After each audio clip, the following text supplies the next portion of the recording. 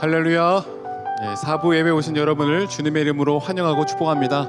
우리 이 시간 우리 예수님의 이름을 힘차게 기쁨으로 박수치면서 찬양 올려드리겠습니다.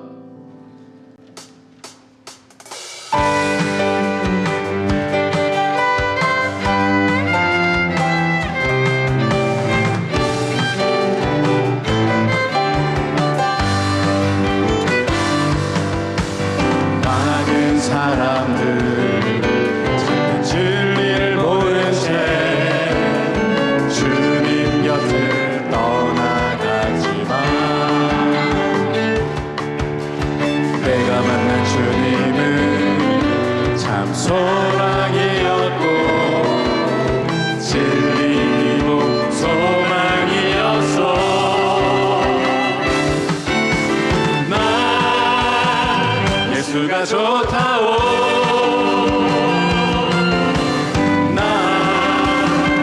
예수가 좋다오.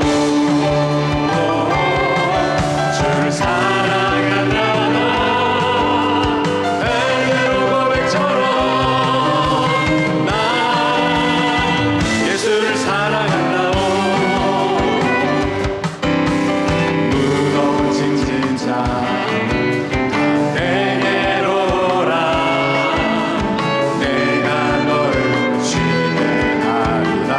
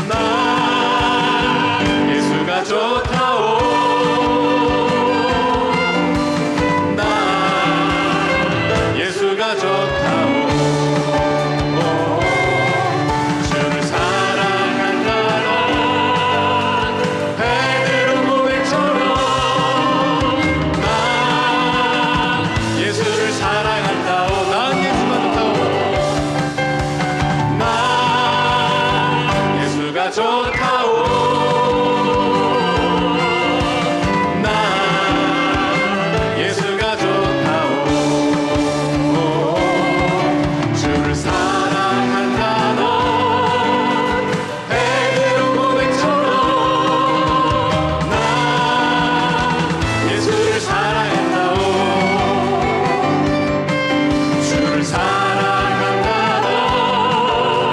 베드로 고백처럼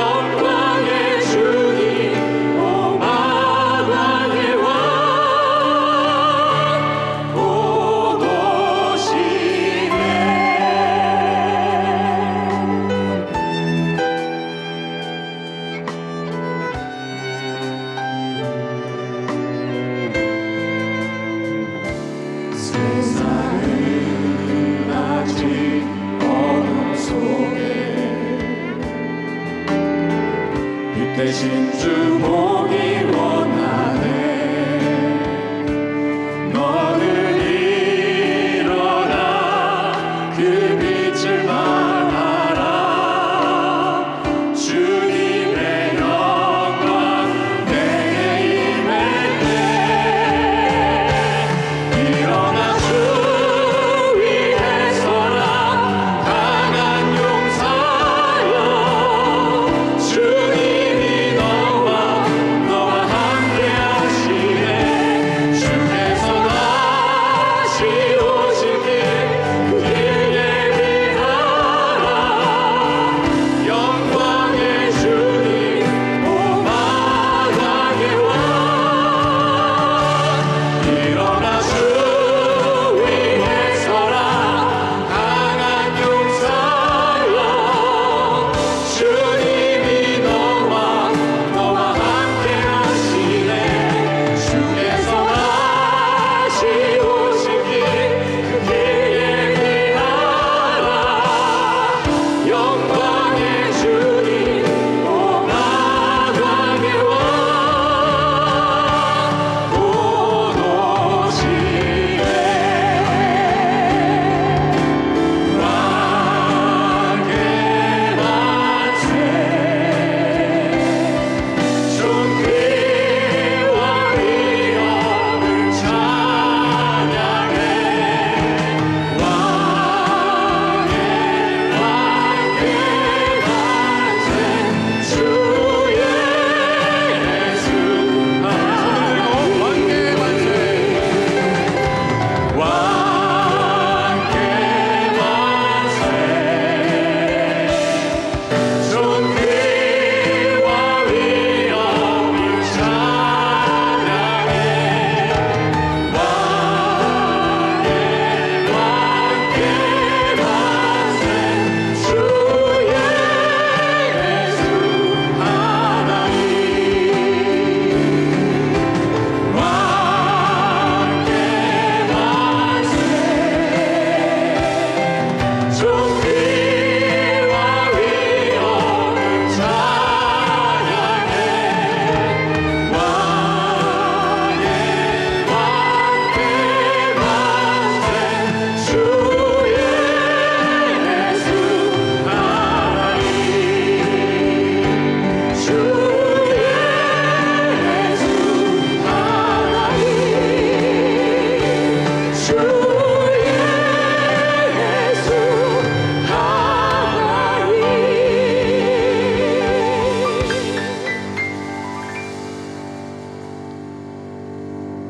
이제 다 같이 일어나셔서 주님의 성령 찬양하겠습니다.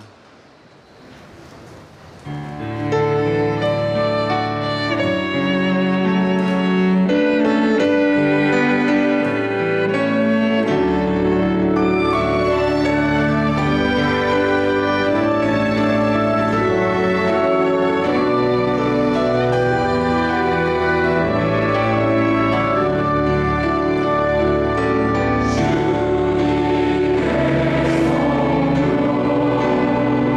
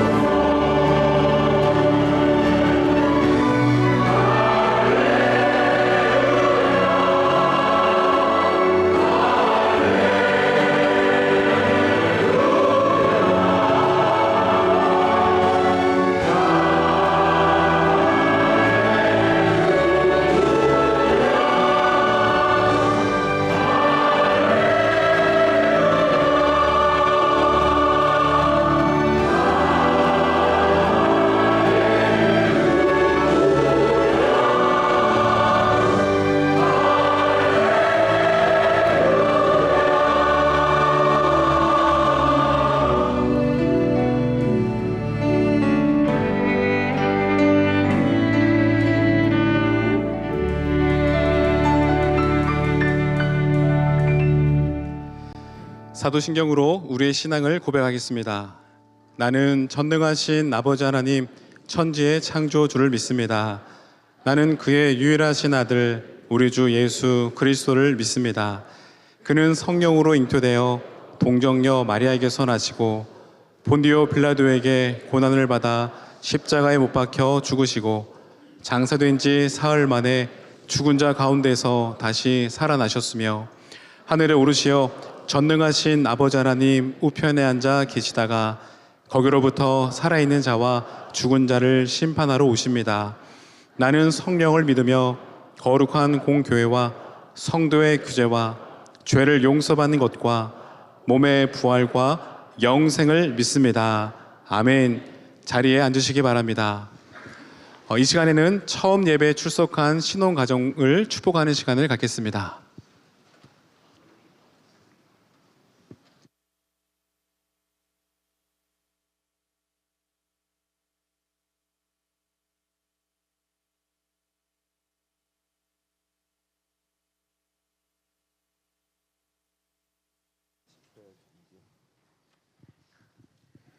네, 오늘은 결혼한 새 가정이 두 커플 올라왔습니다. 제 옆에 서 있는 김성현, 고명주 우리 두 사람은 5월 10일에 결혼했습니다. 5월 10일 아직 한 달도 안 됐어요. 그 다음에 저쪽에 서 있는 부부는 최정진 또 신별이 여긴 더 늦어요. 5월 17일에 결혼했어요.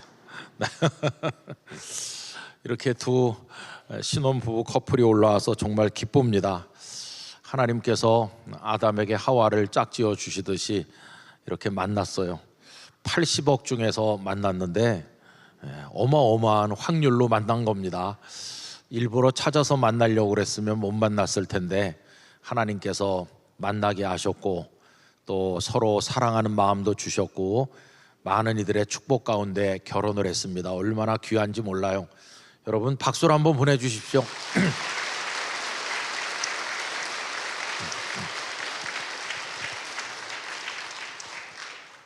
신혼여행 어디 갔다 왔어요? 호주 다녀왔습니다. 호주 갔다 왔어요. 우리 최정진 형제는 어디 갔다 왔어요? 저희 스페인 다녀왔습니다. 요새 보통 수준이 이래요.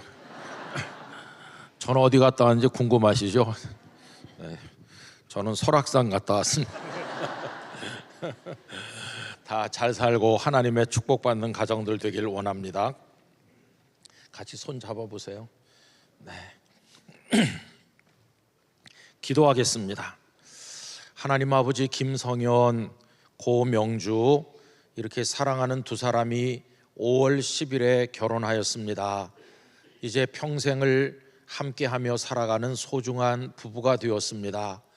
지금까지는 서로 다른 환경에 살았으나 하나님께서 사랑하게 하시고 한 몸 되어 살도록 하셨으니 이 두 사람이 긴 세월을 걸어 하나님의 뜻을 이루고 지금 시작하여 씨를 심었는데 나중에 큰 거목같이 자라나게 하사 이 두 사람이 만들어갈 인생과 가정이 많은 사람들에게 사랑받고 존경받으며 그 나무에 수많은 새들이 와서 깃들이는 것처럼 이 두 사람의 삶이 퍼져나가는 아름다운 삶이 되게 해 주옵소서.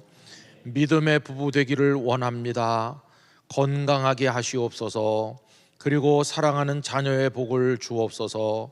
그리고 두 사람의 손으로 하는 수고에 하나님께서 경제적인 여유도 주셔서 어렵고 힘든 사람들 우리 사회를 위해 많이 기여하게 하여 주옵소서. 넓은 마음 주시기를 원합니다. 아버지 하나님, 고여있는 물은 언젠간 썩지만 흘러내리는 물은 생명을 운반합니다. 두 사람의 인생이 세상을 향해 아름다운 비전과 함께 흘러나가게 하여 주옵소서. 두 사람이 날마다 손잡고 기도하며 하나님의 말씀을 기준으로 살아갈 때 이 가정에 만복을 내려주시고 양가 부모님들의 기도가 다 이루어지게 하여 주옵소서. 언젠가는 아기가 태어나 이 자리에서 또 기도받는 기쁨이 있게 하여 주옵소서.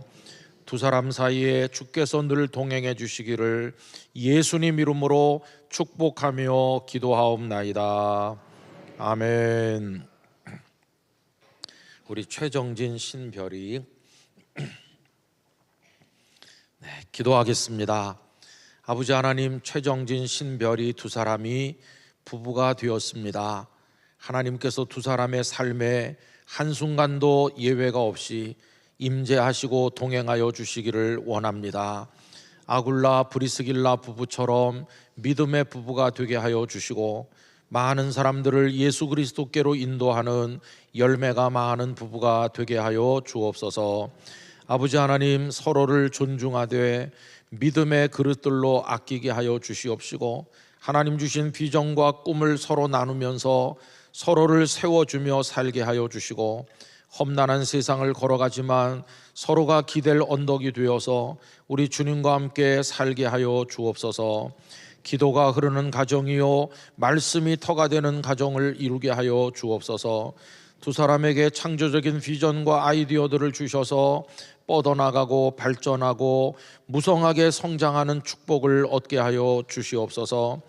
자신들만 행복한 것이 아니라 부모님들에게도 주변의 모든 이들에게도 행복을 나누어 주며 살아가는 부부가 되게 하시고 하나님의 영광을 온 세상에 드러내며 살아가게 하여 주옵소서. 자녀의 축복도 강건함의 복도 또 물질의 복도 허락해 주시고 두 사람의 매 순간 24시간 오 주님 함께하여 주옵소서. 부모님들 주변의 모든 이들의 기도가 다 이루어지게 하시고 이 두 사람 하나님의 축복으로 함께하여 주옵소서. 오늘 이 강단에 올라온 두 가정이 영락교회 기둥 같은 가정들이 되게 하시고 하나님의 만복을 받게 하여 주시옵소서. 예수님의 이름으로 축복하며 기도하옵나이다. 아멘. 여기로 내려가요. 가서 같이 축하.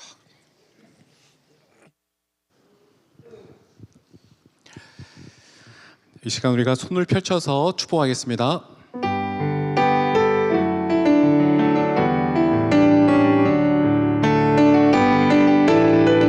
당신은 사랑받기 위해 태어난 사람, 지금도 그 사랑 받고 있지요. 당신은 사랑받기 위해 태어난 사람, 지금도 그 사랑 받고 있지요. 사랑합니다. 축복합니다.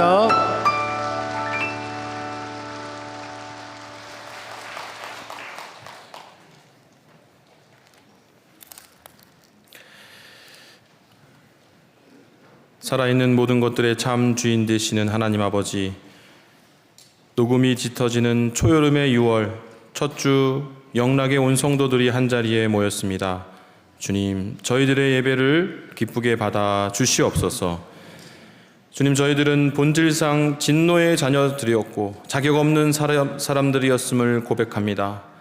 예수 그리스도의 보혈의 피로 말미암아 단번에 그리고 영원히 구속하여 주심에 하나님의 자녀 삼아 주심에 이렇게 예배드림으로 하나님 만날 수 있음에 감사드립니다. 주님, 지난 5월 한 달 참 위기의 순간들이 많았음에도 하나님께서 지켜주시고 평강 가운데 인도하여 주셔서 여기까지 올 수 있었음을 고백하며 감사를 드립니다.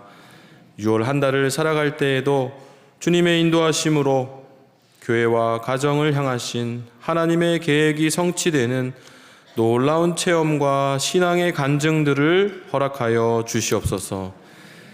역사의 주관자가 되시는 하나님, 나라와 민족을 위해 기도합니다. 지금 경기가 얼어붙었고 심각할 정도로 어렵습니다. 대한민국을 회복해 하여 주시옵고 특별히 성도들의 가정과 가계 형편을 굽어 살펴 주시옵소서. 또한 중요한 대선을 이틀에 앞두고 있습니다. 하나님 아버지, 대한민국을 불쌍히 여겨 주시옵소서. 친히 다스려 주시고 통치하여 주시고 선하신 주님의 뜻이 이루어지게 하여 주시옵소서. 대선의 모든 과정 가운데 하나님의 공평과 정의를 실현케 하여 주시옵고 하나님께서 세우시는 참된 일꾼이 선출되게 하여 주시옵소서. 교회와 가정을 통해 역사하시는 하나님, 6월에도 말씀 산책과 영락 오이코스 운동을 통해 주님의 말씀을 가까이 하며 말씀을 통해 영육이 강건히 지게 하여 주시옵소서. 나의 기도 운동을 통해 기도가 더욱 깊어지며 간절한 기도들이 응답되게 하시고 나의 전도 운동을 통해 복음의 열매들을 거두게 하여 주시옵소서. 오 주님, 주님께서 한 영혼을 구원하고자 하실 때에 영락교회를 택하여 주시옵소서. 오래 방황하던 가나안 성도들의 신앙을 회복하고자 하실 때에도 저희 영락교회를 사용하여 주시옵소서. 주님의 사랑으로 양육하겠습니다. 주님의 지혜로 돕고 섬기겠습니다. 인내함과 수고함으로 순종하며 주님의 뜻을 이루는 영락교회가 되겠습니다.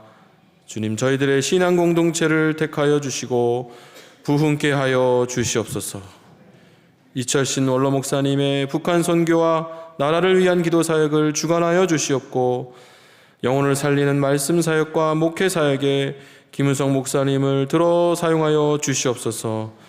호산나 찬양대의 찬양에 홀로 영광받아 주시옵고 선포되는 말씀 속에서 각자에게 하시는 하나님의 말씀을 듣게 하여 주시옵소서.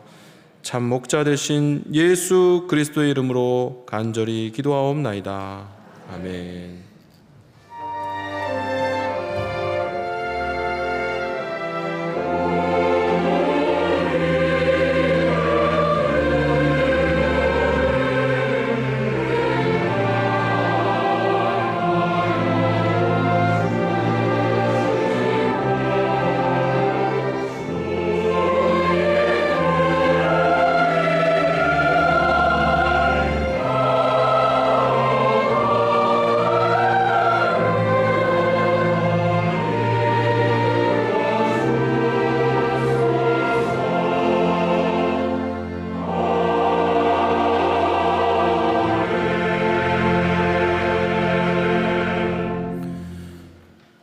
오늘 저에게 주신 하나님 말씀은 신약성경 사도행전 16장 22절부터 25절까지의 말씀입니다.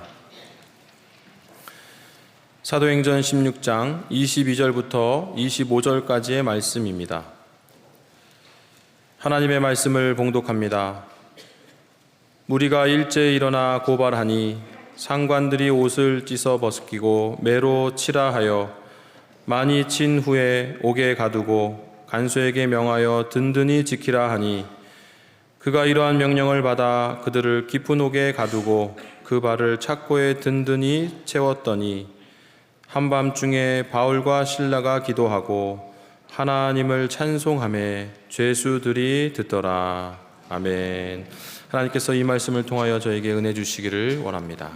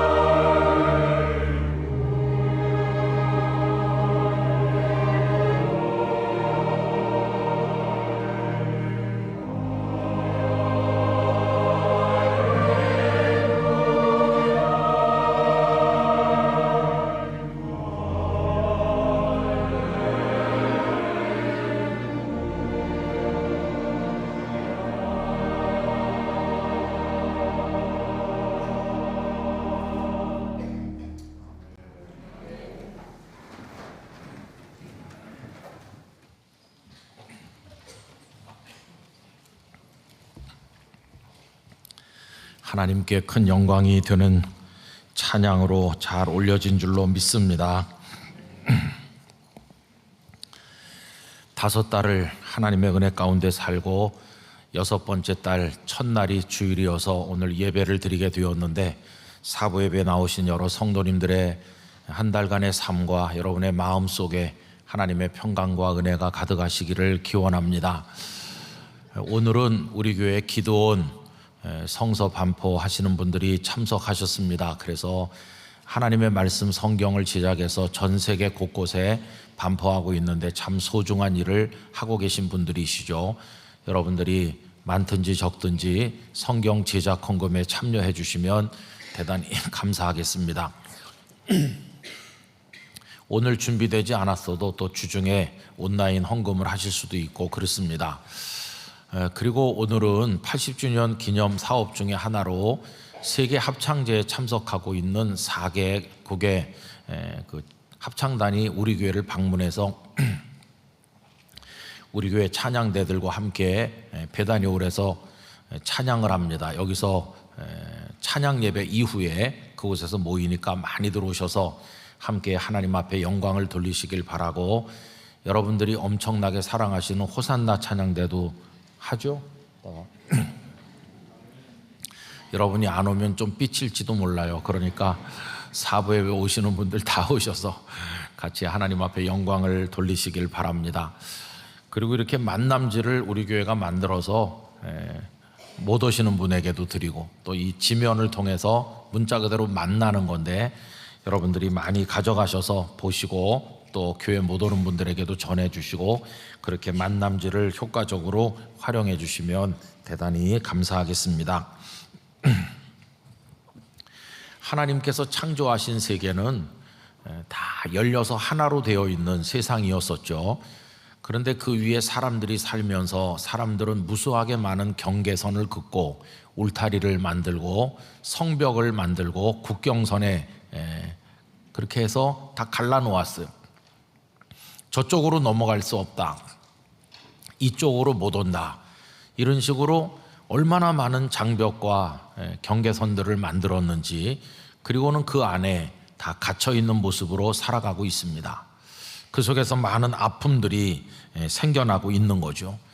그럼 여러분, 경계선을 만들었을 때 어느 쪽이 좋은 것일까요? 그건 상황에 따라 다 다를 것입니다. 삭풍이 몰아붙이고 눈보라가 치는 날에는 집 바깥보다 집 안이 좋겠죠. 전쟁이 벌어져서 적군이 쳐들어왔으면 성 바깥보다는 성 안에 있어야 안전할 것입니다. 그때는 안이 좋은 거죠. 그러나 여러분, 감옥이라면 어떨까요? 어느 나라든지 죄인들을 가두기 위해서 감옥을 만들었는데 그때 이후로 감옥의 안과 감옥의 바깥이 생긴 거 아닙니까? 그리고 모든 사람들은 감옥의 경우에는 밖에 있으려고 하지 안에 들어가는 사람은, 아무도 그걸 원해서 들어가는 사람은 없을 것입니다. 그런데 오늘 우리가 읽은 사도행전 16장에 보면은 아주 특별하고 예외적인 사람들을 소개하면서 감옥 안에 있음에도 불구하고 감옥 바깥에 있는 것과 조금도 차이 없이 기쁨으로 지내고 있었던 사람들을 소개해주고 있는데, 그분들은 다름 아닌 바울과 실라입니다. 바울과 실라도 감옥 안을 좋아하진 않았을 것입니다. 그러나 막상 감옥 안에 갇히게 되었을 때는 그분들은 감옥 바깥과 진배 없이 감옥 안에서도 기쁨의 삶을, 그 시간들을 살아갈 수 있었으니까 그분들은 감옥의 담장이라고 하는 경계를 뛰어넘은, 그 경계선을 초월해서 사는 하나님의 사람들이었다는 것을 알 수 있습니다. 신앙의 위대함을 보여주는 인물들이죠. 여러분, 이 이야기의 배경은 이렇습니다. 바울과 실라가 빌립보에 가서 복음을 전도하게 되었는데 불쌍한 한 여자를 만났는데, 이 여성은 신부는 종이었고, 그리고 그 여인 속에는 악령의 역사, 귀신이 들려 있어 가지고 그 귀신의 힘을 통해서 점을 쳐서 이 여정의 주인들에게 돈을 벌게 해주는 그런 불쌍한 여성이었습니다. 하나님께서 바울과 실라를 통해서 그 여성 속에 들어있는 귀신들을 다 쫓아내시고 이 여인을 온전하게 하셨는데, 더 이상 귀신의 힘을 빌려서 점을 칠 수 없게 되니까 주인들의 입장에서는 돈벌이를 할 수 없게 되었고, 그래서 화가 난 이 사람들이 바울과 신라를 당국에 고발하게 되었는데 적법한 재판 절차도 없이 이들을 몹시 때리고, 그래서 피투성이가 된 사람들을 그 발목에다가 무거운 쇠사슬 착고를 채워가지고 그 빌립보 감옥에 던져넣게 된 것이었습니다. 얼마나 아프고 고통스러운 밤이었을까. 그런데 놀랍게도 그 밤에 바울과 신라가 깨어 일어나서 한밤중인데 하나님을 찬송하고 기도를 올리니 그 죄수들이 다 그 기도 소리와 찬송 소리를 들었다. 이게 오늘 읽은 말씀의 내용이죠. 그 다음 내용은 다 잘 아십니다. 그렇게 찬송하고 기도할 때 착고가 다 풀리고 옥문이 열리면서 이들은 구원을 받게 되었고, 지키던 간수의 집에 복음을 전해서 그들이 다 세례받고 예수님을 믿게 되어서 빌립보 교회가 든든하게 세워졌다 하는 얘기가 그 뒤로 이어지는 것을 볼 수 있는 거죠. 자, 그러면 우리는 여기서 이런 질문을 하게 됩니다. 아니, 그렇게 많이 맞고 착고에 채워 갇혔는데, 아니 사람이 어떻게 그 밤에 찬송도 하고 기도도 할 수 있나? 그게 가능해? 이렇게 질문하게 되는 거죠. 여러분, 그에 대한 일반적인 답은 이겁니다. 바울과 신라는 워낙 믿음이 좋은 분들이시고 용기가 대단해서 그게 가능했다, 이렇게 보통 대답하죠. 물론 바울과 신라는 믿음이 특별한 대단한 신앙의 인물인 건 사실이에요. 그러나 여러분, 그렇게만 대답하고 끝나면 정말 중요한 걸 우리는 간과하는 것입니다. 정말 중요한 건 이겁니다.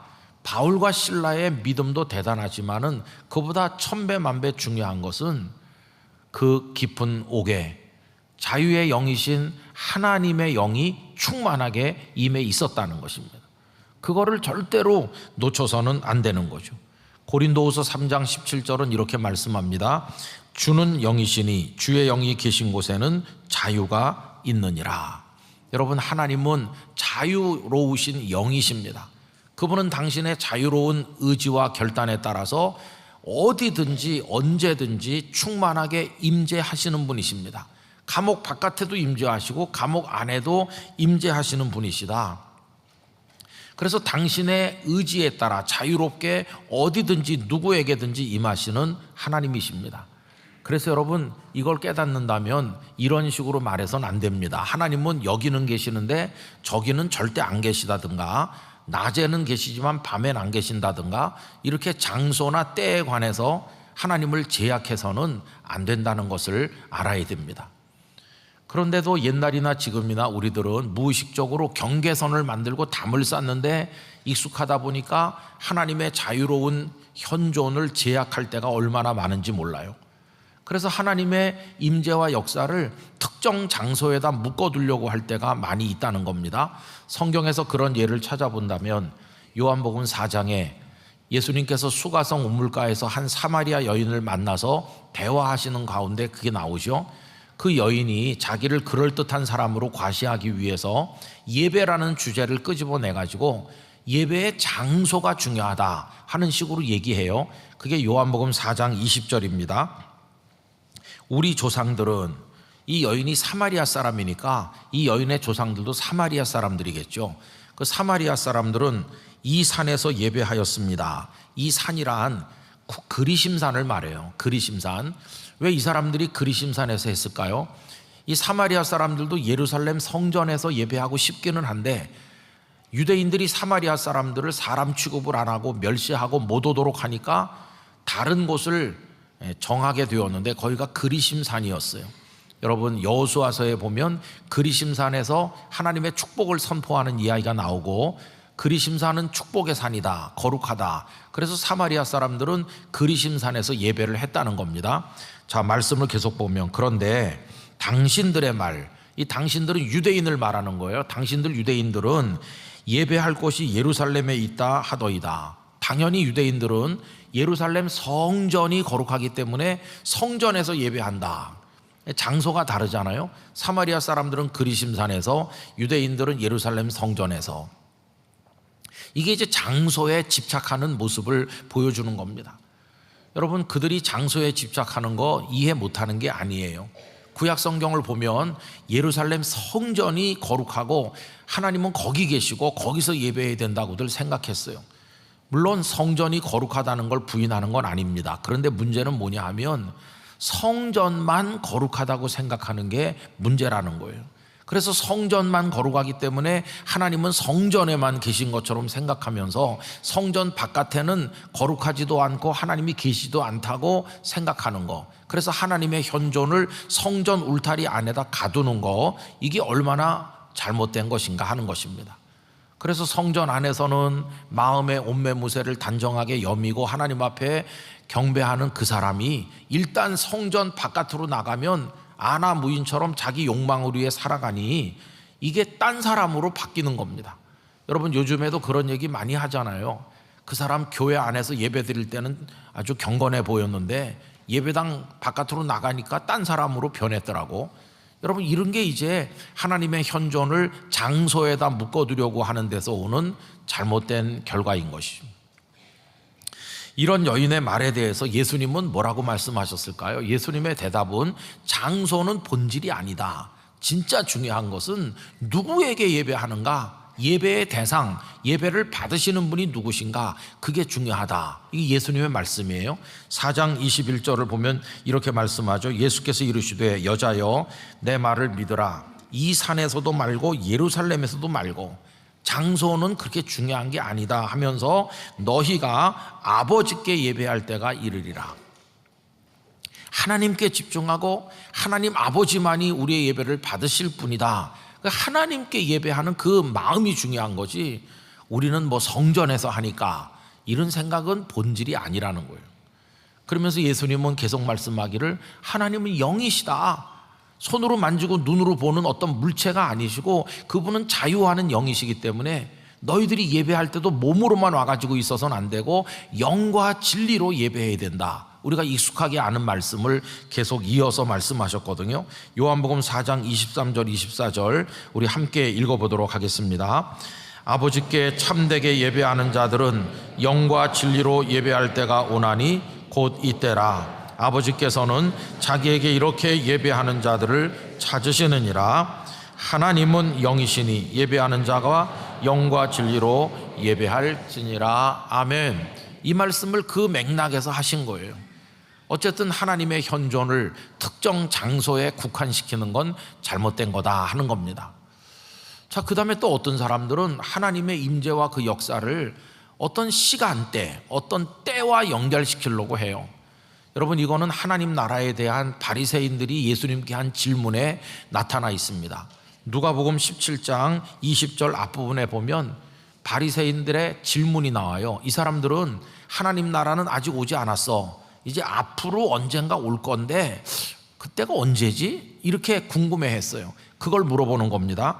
바리새인들이 예수님께 묻기를 하나님의 나라가 어느 때에 임하나이까 묻거늘. 때에 관심이 있어요. 그 때가 중요하다고 생각하는 거예요. 그럼 나머지 때는 안 중요합니까? 나머지 때는 안 중요한 것처럼 하나님의 나라가 오는 그때만 중요한 것처럼 질문하잖아요. 근데 이 사람들이 모르는 게 있죠. 하나님의 나라가 아직 오지 않아서 지금은 거룩한 때도 아니고 좋은 때도 아니고 앞으로 하나님의 나라가 오는 그때부터 중요하다 이렇게 생각하는 거죠. 그때가 언제일까? 근데 여러분 이들이 모르는 게 뭡니까? 하나님 나라는 하나님 나라의 왕이신 주께서 계시는 그곳에는 벌써 이미 오래전부터 있는 거예요. 하나님의 나라의 통치자이신 그 나라의 왕이신 주께서 지금 자기들 앞에 계시잖아요. 그 주님이 이 땅에 오셔서 그들 앞에 계시기 때문에 이미 하나님의 나라가 임해 있는 것인데 그들은 지금은 하나님 나라의 때가 아니고 앞으로 언젠가 이렇게 생각하는 거예요. 그래서 눈앞에 있는 그 나라의 왕을 알아보지 못하는 실수를 그들이 하고 있다는 겁니다. 또 그 다음에 그들의 질문, 하나님의 나라가 어느 때 임하나이까? 이 질문 속에 들어있는 건 이런 겁니다. 하나님의 나라가 장차 언젠가 올 텐데 그걸 좀 미리 알 수 없을까? 미리 내가 알 수만 있다면 준비해가지고 잘 맞이할 텐데 뭘 보면 알 수 있을지, 어떤 표시, 어떤 사인, 어떤 징조 그런 게 뭐 없나? 이걸 물어보는 거예요. 그러면 예수님께서 너희들이 잘 보고 있다가 어떤 일이 일어나는 걸 보고들랑 한 달 후에 하나님의 나라가 온다, 이런 식으로 대답하셨나요? 아닙니다. 예수님은 하나님의 나라는 그렇게 눈으로 볼 수 있게 오는 게 아니다. 여러분, 그 다음 말씀을 제가 계속 읽어드리면, 이들의 질문에 대해서 예수께서 대답하여 이르시되 하나님의 나라는 볼 수 있게 임하는 것이 아니다, 이렇게 말씀하셨어요. 또 21절, 여기 있다 저기 있다고도 못한다. 왜냐하면 눈으로 볼 수 있다면 어디 갔더니 거기 있더라, 이렇게 할 텐데 눈으로 보는 게 아니거든요. 그러니까 여기 있다 저기 있다 이렇게 장소를 두고 말할 수도 없다는 거예요. 그러면서 결론적인 말씀이 뭐냐 하면, 하나님의 나라는 너희 안에 있느니라. 이게 있을 것이다가 아니라 이미 이 세상에 존재하고 있다는 거예요. 어떤 사람 속에 존재합니까? 그 나라의 왕이신 예수 그리스도를 자신의 왕으로, 주님으로 믿는 사람, 영접하는 사람은 이미 그 사람의 마음속에 하나님 나라가 벌써 와 있다는 것이. 그래서 주님의 대답은 그들의 기대와는 전혀 달랐다는 것을 알 수 있는 거죠. 여러분, 여기 사부 예배 드리는 성도들 중에 주님을 우리의 왕입니다 고백하면서 진심으로 우리 마음에 영접했으면 지금 이 자리에 그 성도님의 마음속에 하나님 나라가 임하여 있는 것입니다. 그분이 예배를 마치고 집에 가도, 차 안에 있어도, 내일 사무실에 출근을 해도, 어디 가도 하나님 나라 백성으로 사는 겁니다. 여러분, 그걸 우리가 깨달아야만 되는 거죠. 어쨌든 하나님의 현존이라고 하는 걸 특정 장소나 어떤 특별한 시간에 연결시켜서 생각하는 건 잘못하는 것이다. 그래서 지금 여기서 내가 하나님을 나의 왕으로, 내 주님을 나를 다스리는 분으로 영접하면 모든 순간 이미 나는 하나님 나라 백성이 됐고, 자유로우신 하나님의 영은 어디서나 어떤 곳에서나 어느 때나 낮이든 밤이든 충만하게 자유로이 임하여 계시다 하는 걸 알아야 되는 거죠. 그래서 바울과 실라가 빌립보의 깊은 감옥에 갇혔을 때 하나님의 영이 그 안에 충만하게 임하여 오신 것이에요. 그들이 고통받는 곳에 하나님의 자유하는 영이 충만하니 실라와 바울이 그 하나님의 영에 참여하게 되었고, 하나님이 자유하시는 분이신데 이들도 자유하는 그리스도인으로, 착고가 그들을 묶고 있지만 거기 매이지 않은 사람처럼, 얻어맞아 상처가 났지만 그런 일이 없다는 듯이, 감옥 안에 있지만 마치 자기 집 거실에 있다는 것처럼 그 경계를 이미 뛰어넘어가지고 하나님을 찬송하는 것이에요. 그들은 감옥 안에 있다고 괴롭고 감옥 밖에 있다고 즐겁고 그런 사람이 아니, 이미 그걸 다 뛰어넘었다, 경계를 무너뜨리고 사는 자유인이었다는 것을 우리가 알 수 있는 것이죠. 여러분, 하나님께서는 오늘 우리가 묶여 살지 아니하고 우리가 만든 여러 가지 경계선, 남들이 만든 많은 그 장벽들에 에워싸여서 감옥에 갇힌 듯 살기를 원하지 않으시고, 우리가 하나님의 자유에 참여해서 자유롭게 살기를 원하고 계셔요. 갈라디아서 5장 1절을 다 같이 읽어보겠습니다. 그리스도께서 우리를 자유롭게 하려고 자유를 주셨으니 그러므로 굳건하게 서서 다시는 종의 멍에를 매지 말라. 여러분, 자꾸만 이렇게 금글려고 하지 마시고 장벽을 만들어 세우려고 하지 마시고, 이제 남아있는 인생은 그 벽들을 허물고 좀 이렇게 다 하나로 연결될 수 있는 그런 자유하는 열린 마음을 가지고 하나님 안에서 살아가시게 되기를 바랍니다. 그래서 예수님은 하나님의 영, 자유하는 영 안에서 새롭게 태어난 거듭난 새 사람이 된 하나님의 자녀는 바람이 부는 것과 같다고 비유하셨어요. 여러분, 바람이 이렇게 불면은 느낄 수 있잖아요. 옷자락이 펄럭거리기도 하고 머리칼이 날리기도 해요. 저는 잘 안 되지만 되는 분도 있을 거예요. 그러면서 바람이 분다. 근데 아니, 그걸 손으로 잡을 수 있습니까? 여기 있네 바람이. 그럴 수 없잖아요. 불긴 분명히 부는데 손으로 잡히지도 않고 이리 불었다 저리 불었다, 완전히 자유하는 거예요, 바람이. 근데 하나님의 영으로 난 사람도 딱 그렇다는 거예요, 그 존재가. 여러분, 요한복음 3장 8절입니다. 바람이 임의로 불매, 임의로 분다는 건 완전히 자유롭게 부는 거예요. 내가 그 소리를 들어도 어디서 와서 어디로 가는지 알지 못하나니 성령으로 난 사람도 다 그러하니라. 그래서 여러분, 성령 안에서 거듭나고 새로 태어난 하나님의 자유하는 백성은 이렇게 사는 거예요. 내가 뭘 꼭 얻고 싶은 게 있어요. 그걸 얻었어요. 그럼 얻었다고 기쁘다 이러지도 않고, 그 사람은 얻었지만 얻지 않은 것처럼 태어날 수 있어요. 또 못 얻었다고 세상이 끝난 것처럼 절망하지도 않아요. 못 얻었어도 덤덤하게 그 모든 상황에서 기쁨을 누릴 수 있는 사람이 바람이 불듯 사는 사람이에요. 꼭 있고 싶은 곳에 있게 됐다고 해서 행복하고 있고 싶은 곳에 못 있게 됐다고 해서 불행하고 그런 것도 아니에요. 이 사람은 어디다 갖다 놔도 어디서나 할렐루야 찬송하는 사람이 된다는 거예요. 이 사람은 살아도 죽어도 어떤 순간이 와도 모든 순간에 하나님을 찬송할 수 있는, 세상이 이런 사람을 감당할 수 없어요. 진정한 자유인이 된다 하는 것이에요. 그래서 이런 얘기 아세요? 진정한 그리스도인에게는 if, 만일이라는 게 없다. 근데 우리는 만일이 너무 많아요. 만일 내게 그 물건이 꼭 생긴다면 행복할 텐데, 만일 그게 안 된다면 나는 얼마나 불행할까. 그런 걸 많이 만들어놨어요. 만일. 사람마다 만일이 수십 개 수백 개 있어요. 그 만일이라고 하는 조건이 다 채워지면 살 것 같고 그 중에 하나라도 어긋나면 못 살 것 같은, 그게 우리가 만든 감옥이에요. 근데 진짜 그리스도인은 그런데 매이지 않는다. 여러분, 다니엘의 친구 사드락 메삭 아벳노고가 느부갓네살 왕이 만든 큰 신상에게 절하라고 하는데 절할 수 없잖아요. 하나님만 섬기니까. 그랬더니 화가 난 왕이 그들을 풀무불에 집어 던진다고 위협했어요. 7배나 평소보다 뜨겁게 해가지고 불 속에 던져 태워 죽이겠다. 참 야만적이죠. 근데 이 사드락 메삭 아벳노고는 꿈쩍도 하지 않는 거예요. 느부갓네살 왕 앞에서 하는 말이 하나님께서 우리를 살려낼 겁니다. 그렇지 않더라도 우리는 절하지 않아요. 이러는 거예요. 여러분, 다니엘 3장 17절 18절 왕이여 우리가 섬기는 하나님이 계시다면 우리를 맹렬히 타는 풀무불 가운데서 능히 건져내시겠고 왕의 손에서도 건져내시리이다. 그렇게 하지 아니하실지라도, 여기 만일이 없어요. 만일 우리를 살려내시면 감사하고 만일 우리를 여기서 죽게 하면 하나님을 원망해야 되겠다. 그런 게 없어요. 그들은 그런 조건이 없잖아요. 왕이여 우리가 왕의 신들을 섬기지도 아니하고 왕이 세우신 금신상에게 절하지도 아니할 줄을 아옵소서. 이들에게는 if가 없다.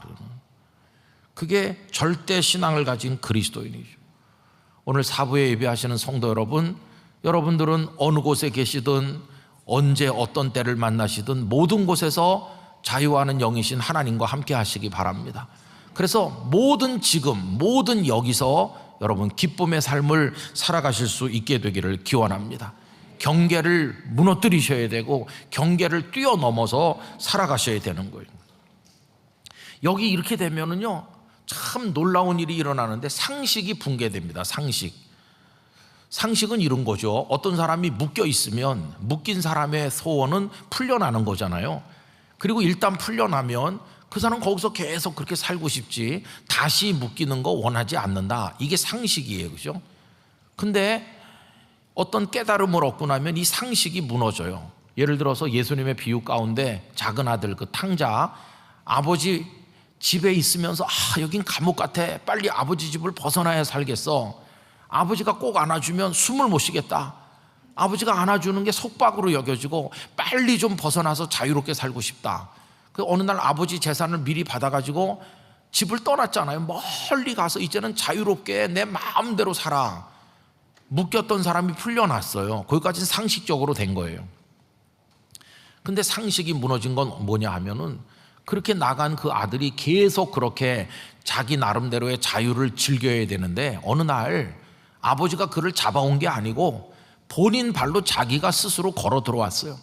자기가 스스로 걸어 들어와서 다시 그 집 울타리에 살고 다시 아버지 품에 안기는 거예요. 전에는 그게 숨 못 쉬게 갑갑하다고 생각해서 나갔는데 아니 어떻게 다시 돌아와서 아버지 품에 안기지?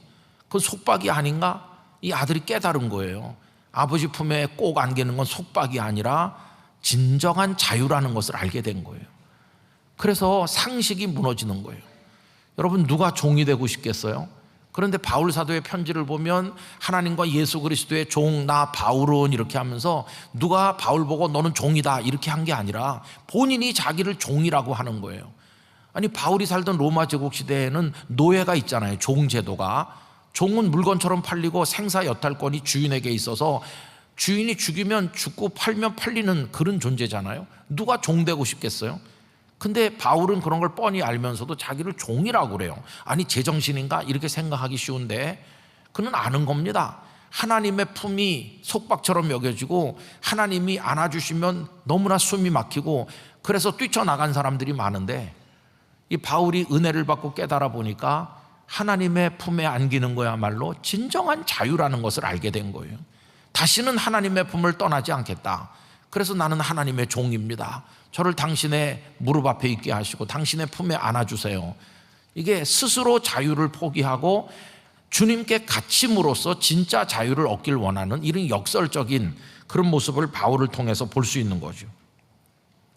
여러분, 하나님의 이 자유가 언제 절정에 도달해가지고 100% 발현되는지 아세요? 하나님의 자유가 100% 발현되는 그 자유의 절정은 놀랍게도 우리와 관련돼 있어요. 우리는 죽어마땅한 죄인이잖아요. 세상의 철칙이 뭡니까? 죄인은 벌받아야 되고 죽어야 된다는 거. 이거 동서고금을 막론하고 어디나 다 있는 거예요. 물론 이 세상에 의인은 하나도 없고 모두가 죄인이기 때문에 모두가 죽어야 되는데 한 사회 안에 실정법으로만 말해도 죄 지은 사람은 벌을 받고 죽는다. 이건 뭐 어느 나라나 다 그래요. 선진국이나 후진국이나. 근데 이 당연해 보이는 철칙이 하나님의 사랑 앞에서 무너지는 거예요. 죽어 마땅한 죄인인데 하나님 말씀하기를 너 내가 용서해 줄게. 아니 죽는 게 상식이에요. 그런데 너 벌을 내가 다 취소했다. 너 용서해 준다. 이 상식이 무너지잖아요. 얼떨떨해지는 거죠. 그리고 내가 너를 영원히 살게 하겠다. 널 구원해 준다. 그리고 너 내 아들 내 딸이 되는 거다. 여러분, 이게 우리가 받는 구원의 은총인데 이게 상식적입니까? 아닙니다.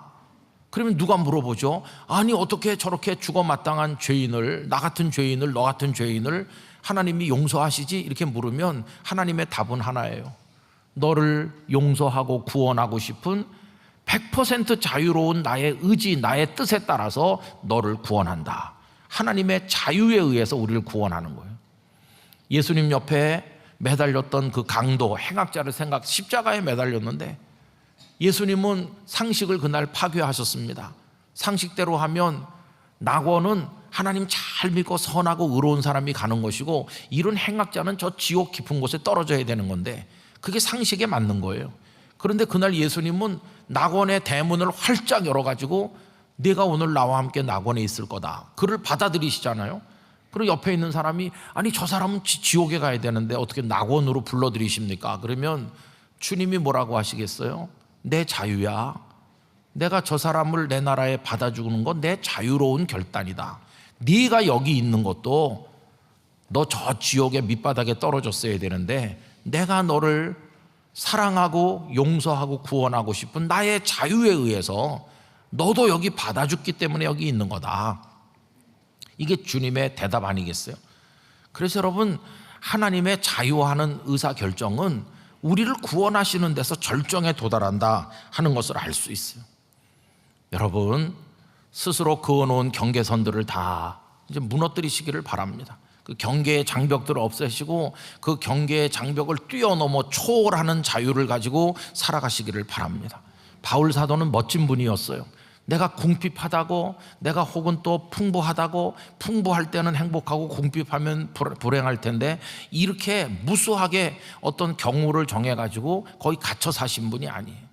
내가 풍족하든지 궁핍하든지 어떤 상황에 있든지 나는 내게 능력 주시는 하나님 안에서 뭐든지 할 수 있다. 어떤 상황에서도 할렐루야 찬송할 수 있다. 진짜 자유인, 허허롭게 바람처럼 살았던 분이 바울이라는 것을 알 수 있어요. 여러분, 저 사람하고는 나 절대 얽히지 않아. 평생 무슨 일이 있어도 악수 안 할 거야. 이렇게 하지 마시고 그걸 뛰어넘을 수 있어야 되는 거예요. 우리가 진짜 자유하는 영이 될 수 있는가? 이게 이제 현장에서 발휘하기는 어려운 건데 우리가 그걸 해야 될 고비에 지금 와 있는 거예요. 대통령 선거가 다가왔잖아요. 1번부터 8번까지 후보가 나왔잖아요. 쭉 이렇게 벽보에 붙어 있으면 지나가면서 저 사람은 왜 나왔지? 이렇게 하면서 막 하고 그래요. 욕하고 그러면서 우리 국민들이 다 if가 하나씩 있는 거예요. 그 몇 번 후보가 되면 나는 대한민국을 떠날 거야.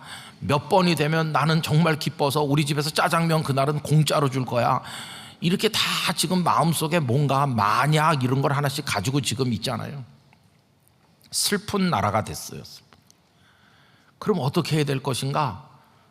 저는 여러분들에게 첫째, 기권하지 말고 가서 다 투표하시라. 엎혀서라도 가서 한 표 찍어야 됩니다. 기권하면 안 돼요. 성도가 가서 여러분의 본분을 다 하셔야 돼요. 두 번째는 뭐냐 하면은 신앙 고백적 투표를 하셔야 돼요. 신앙 고백적 투표. 무슨 뭐 바람에 의해서 우리 남편이 거기 찍으라고 했다 뭐 이런 거 하지 말고 신앙 고백적 차원에서 투표하시는데, 제가 몇 번 찍으면 될지 알려드립니다. 몇 번을 찍냐 하면요, 이번에 8명 나왔잖아요. 9번을 찍으시면 돼요. 9번. 9번 후보가 누구냐 하면은요, 하나님이세요. 하나님. 신앙 고백적 투표를 한다는 것은 그 8사람 중에 누구에겐가 우리 국민들이 투표하지만, 하나님, 저는 하나님께 저의 한 표를 드리겠습니다. 하나님이 이 나라의 대통령인 줄 믿습니다. 하나님이 대한민국을 다스려 주시옵소서. 그게 믿음으로 신앙 고백적 투표를 하는 거예요. 거기 가서 또 9번은 어딨냐고 물어보지 마시고. 저는 믿습니다. 하나님이 진짜 우리나라의 대통령이라고 믿어요. 하나님께서 지금까지도 대한민국을 이끌어 오신 거 믿고 앞으로도 절대로 우리를 포기하지 않으실 줄 믿습니다. 성도는 그렇게 하나님께 맡기고 1번 중에서 8번까지 누가 되든지 간에 여러분 그것 때문에 슬퍼하지도 괴로워하지도 기뻐하지도 교만하지도 말고 하나님 안에서 자유를 누리시길 바라는 것이, 이게 자유하는 그리스도인이 세상에 존재하는 모습이에요. 그러다가 이게 성숙해지면 맨 마지막 순간에 하나님께서 너 거기가 좋냐 여기가 좋냐 물어보시는, 너 세상이 좋아 아니면 나 있는 데가 좋아, 그러면서 하나님께서 세상에 고만 있고 나한테 와라 이렇게 부르시는 순간이 오면, 계속 만약을 가지고 있는 사람은요, 만약 여길 떠나면 나는 불행할 거예요 이러지 않고, 하나님, 세상에 있는 동안에 있는 대로 감사했습니다. 나를 불러 주의 품에 안아주시니 이 땅에 생명을 다하고 가는 이 순간이 정말 기쁩니다. 그러면서 모든 순간에 찬송할 수 있을 때 그 사람이 진짜 그리스도인이고 자유하는 성도가 되는 것이, 나 어느 곳에 있든지 내 마음이 편하다고, 방금 좀 이따 부를 찬송가 그거예요. 나 어느 곳에 있든지 나의 마음이 편하다. 여러분, 그게 성도의 고백이 되고 살아가는 방식이어야만 할 것입니다. 저는 우리 영락의 성도들이 여러분이 정한 그 경계선 때문에 그 안에 갇혀서 허덕이시지 않길 원하고, 하나님 안에서 자유하면서 행복한 삶을 매일같이 낮이나 밤이나 감옥 안에 있든 감옥 밖에 있든 하나님의 은혜 가운데 살아가시기를 축원합니다. 기도하겠습니다. 거룩하신 아버지 하나님, 스스로가 담벼락을 쌓고 그 안에 갇히고 남을 가두며 살아왔던 어리석음을 용서하시고 이제는 그것들을 무너뜨리고 그 경계를 뛰어넘어 초월하여 계신 자유하는 하나님의 자녀로서 우리도 자유로운 그리스도인으로 살아가게 하여 주옵소서. 바람이 불듯이 모든 상황에서 찬송하는 성도 되게 해 주시옵시고, 하나님께 모든 걸 맡겨 살아가도록 은혜를 주옵소서. 예수님 이름으로 기도하옵나이다. 아멘. 주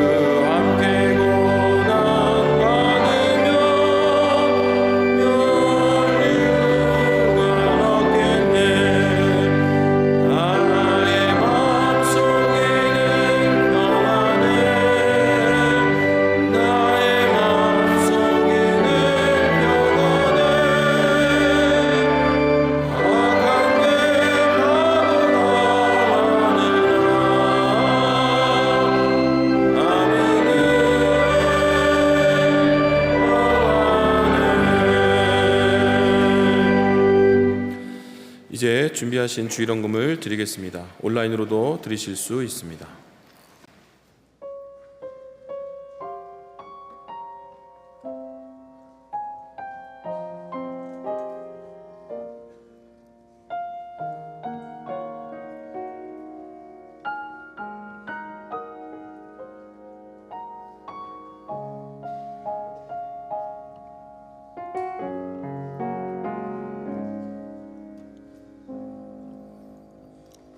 나의 약함하시는 주님, 강하게 날 붙드네.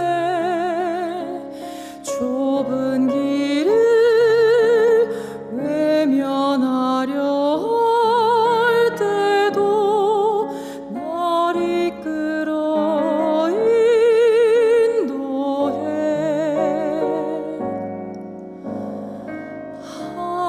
한없이 부족한 날 위해 십자가를 지시고 가장 귀한 생명을 주시는 그 놀라운 주의 사랑, 이런 나를 어찌 사랑하셔서 회복시키고 다시 순종하게 하실까. 그 은혜로 새로운 삶을 살게 하니 그분께 다시 고백하겠네.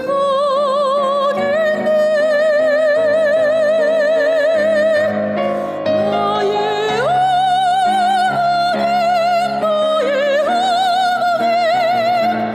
내게 주신 사랑 본받아.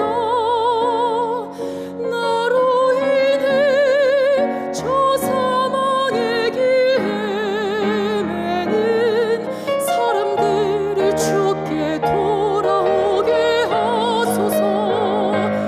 나의 하나님,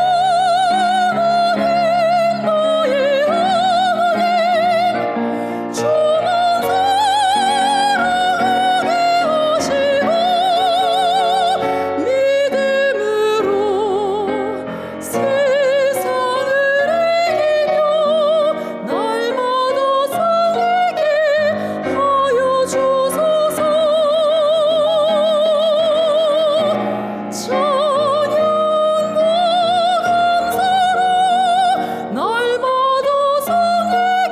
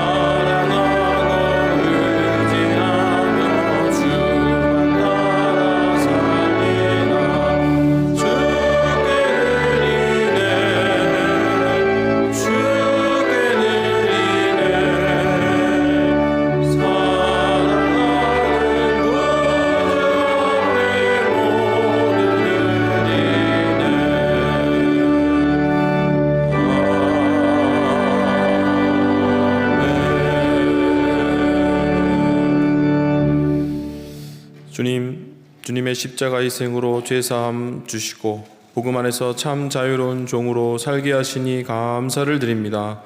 어떠한 조건과 상에 구애받지 않고 예수님 안에서 참 자유를 누리게 하여 주시옵소서. 베풀어 주신 그 은혜와 사랑에 감사함으로 예물 드림으로 저희의 사랑을 고백합니다. 이 예물을 받아 주시옵고 하나님께서 정하신 기쁘신 뜻을 속히 이루어 주시옵소서. 예수 그리스도 이름으로 봉헌기도 드립니다. 아멘. 자리에 앉으시기 바랍니다. 한국국제기도원협회 영상을 시청하겠습니다.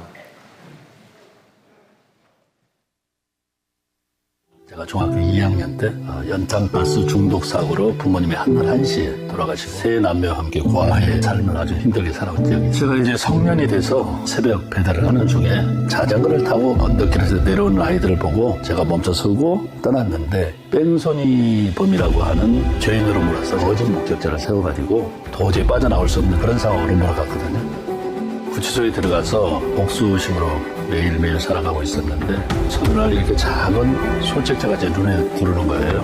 사람의 과실을 용서하면 내 과실도 하나님께서 용서하시고 너희가 사람의 과실을 용서하지 않으면 내 잘못도 하나님께서 용서하지 않겠다는 그 말씀이 저희 마음속을 파고 들어와서 그를 용서해야 되겠다 이런 생각이 들었고 기도는 성경의 필요성과 중요성 말할 거 없죠. 그보다 더 중요하고 필요성이 더 있을까요? 내 도구요 생명 살리는 살아있는 하나님의 말씀입니다. 1963년 10월에 창립하여 6천만 권의 성경을 불신자들에 전하며 건전한 교회와 합력하여 전도하고 있는 한국국제기도원협회에 기도원 사역 보고를 허락해 주신 목사님과 장로님, 교인 여러분들에게 감사를 드립니다. 기도원은 영락교회처럼 순방 예배를 드리는 건전한 교회와 교인들의 기도와 성서 헌금으로 제작한 일용 기도원 성경을 200개 국가에서 25만여 기도원 회원들이 호텔과 교도소, 병원에 비치하고 학생과 군인, 경찰, 병원 종사자들이 나누어주며 온 세상 불신자들에게 복음을 전하는 초교파적인 평신도 선교 단체입니다.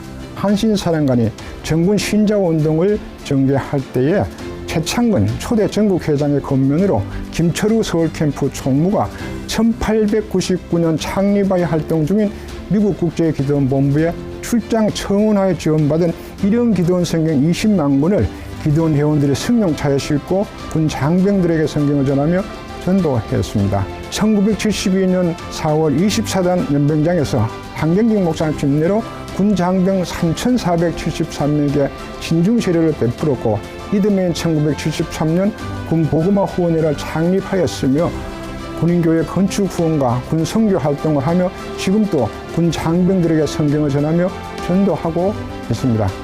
세 가지 부탁을 드립니다. 첫째, 기도원 회원이 전해준 성경을 받은 불신자들이 성경 읽고 예수 믿어 영혼 구원 받도록 그리고 기도원 사역을 위하여 기도하여 주십시오. 둘째, 기독실업인과 전문 직업인 여러분, 기도원 회원이 되셔서 현지에 파송된 선교사처럼 성경을 자비량으로 전하며 전도하십시다. 마지막으로 성성금하여 주십시오.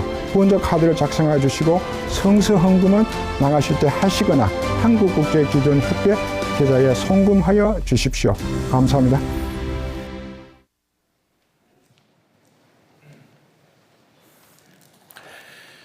오늘은 한국국제기도원협회 순방주일입니다. 예배를 마치시고 나가실 때 기도원협회 회원들이 들고 있는 헌금 주머니에 성서 제작 헌금을 하실 수 있습니다. 주보에 게재된 계좌로 온라인 헌금도 가능합니다. 새가족 여러분을 주님의 이름으로 환영합니다. 봉사관 1층 새가족 접수처에서 등록을 도와드립니다. 또는 교회 홈페이지에서 새가족 등록이 가능합니다. 세례 입교식이 7월 6일 주일 찬양 예배 시 본당에서 있습니다. 이를 위한 교육은 6월 8일부터 29일까지 4주간 봉사관 지하 예배실에서 진행되며 접수는 각 교구 전도사가 받습니다. 오늘 찬양 예배 시 성찬식이 있습니다. 기도로 준비하시기 바랍니다. 찬양 예배 후 베다니홀에서 교회 창립 80주년 기념 영락 세계 성가 합창제가 열립니다. 미국, 싱가포르, 호주, 말레이시아 등 4개국 합창단과 시온, 호산나, 갈보리 찬양대가 출연합니다. 성도님들의 많은 참여 바랍니다. 별세자 소식입니다. 노원교구 3구역 김현진 은퇴 집사님께서 별세하셨습니다. 6월 2일 월요일 오전 6시 30분 경희대학교 의료원 장례식장에서 장례의식이 있습니다. 강남교구 12구역 최도희 은퇴 권사님께서 별세하셨습니다. 고인은 정천우 장로님의 모친이 되십니다. 6월 2일 월요일 오전 7시 10분 연세대학교 신촌 장례식장에서 장례의식이 있습니다. 강북도봉교구 54구역 김순옥 은퇴 권사님께서 별세하셨습니다. 고인은 이영실 성도님의 모친이 되십니다. 6월 3일 화요일 오전 8시 고려대학교 안암병원 장례식장에서 장례의식이 있습니다. 슬픔을 당하신 유가족들에게 하나님의 위로가 함께 하시기를 바랍니다. 이 시간 함께 암송할 6월 말씀은 구약성경 시편 144편 15절입니다. 이러한 백성은 이렇게 시작합니다. 다 함께 암송합니다. 이러한 백성은 복이 있나니 여호와를 자기 하나님으로 삼는 백성은 복이 있도다. 시편 144편 15절 말씀. 아멘. 다 같이 일어나셔서 앞뒤 좌우에 계신 분들과 인사 나누겠습니다. 주님의 자유에는 조건이 필요 없습니다.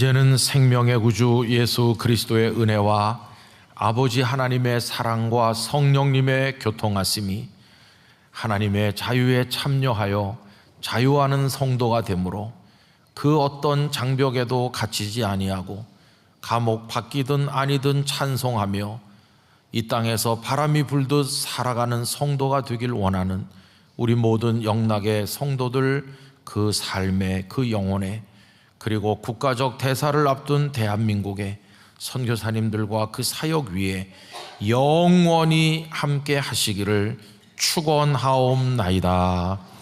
아멘.